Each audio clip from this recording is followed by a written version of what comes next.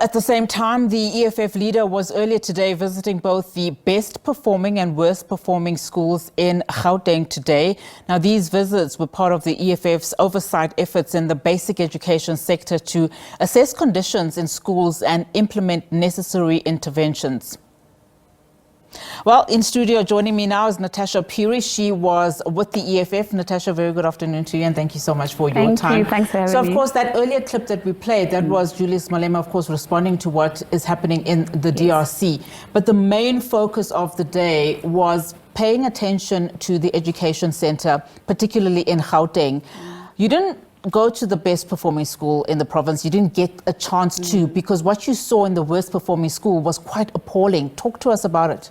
I think appalling is an understatement, Unaiti. We managed to catch up with Mr. Malema at Relebohile Secondary School, and that's in Carltonville, the west of Gauteng.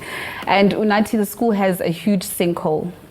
So the sinkhole occurred around 2023, I beg your pardon, 2 years ago in April.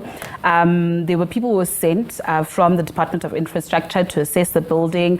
There was a person who was sent there, a contractor, to say, listen, he promised that by last year, November, the school would have been finished with the refurbishments, but unfortunately that was not the case. So they moved the children to a temporary structure, a learning facility, which is opposite the school. Number one, Unaiti, the abolition facilities are totally appalling. You just feel for the girl child, because if a girl child has to go relieve themselves at the toilet, there is no adequate toilet or water, I beg your pardon. They have to use a water bucket to actually go relieve themselves. So these are the conditions that they face. The staff room is smaller than the studio here that we're actually in. And the students and the teachers as well are actually demoralized because of the conditions of the school. So this is a very well-performing school. I think the matric pass rate in 2023 was 63%. It has now gone down to 57%, and students had embarked actually on a stay away from classes from last week to say, listen, if nobody will hear us, we'll bring the fight to you guys, because we cannot learn in these conditions. We've had a sinkhole, which is very dangerous tonight. It is so big. And it seems as if the Department of Education and the relevant stakeholders aren't taking this matter seriously. So the EFF had decided to donate various toilets, a water pipe, and they're taking this plight, or the plight of the school, to the public protector to actually demand accountability when it comes to this issue. I mean, I remember speaking to the Minister of Basic Education, Sipiwe Gwagube, not too long ago. We were talking about pit latrine toilets, and the deadline is, in fact, I think 2025. If I'm not mistaken, the first term of 2025 to have them all eradicated. But another thing that came, within that conversation was that it's also ablution facilities, as you also indicate, that are really not up to par. Particularly, as you say, there are over 1,000 children at that particular school. But just talk to us about the mood at the school in terms of the teaching, because we know that if infrastructure is not up to par or up to standard, it does impact on the quality of learning. And you're quite right. And I mean, as a result of that, hence you have this matric pass rate that keeps on declining over the years. Teachers at the school, the principal, the learners themselves, COSAS members themselves are actually happy to see a leader coming to them, So this was just a regular oversight visit. But when the EFF got there, when we as members of the media, the SABC actually got there, we were shocked.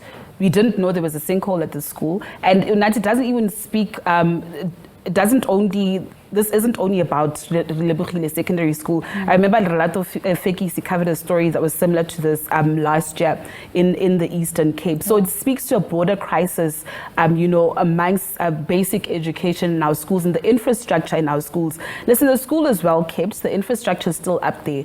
But if they would only fix the sinkhole and, other areas of the school that need that attention, then schooling would actually go on as it should be, actually. Just talk to us about, of course, outside of just donating some of these, facilities, or if I can call it, ablution facility items.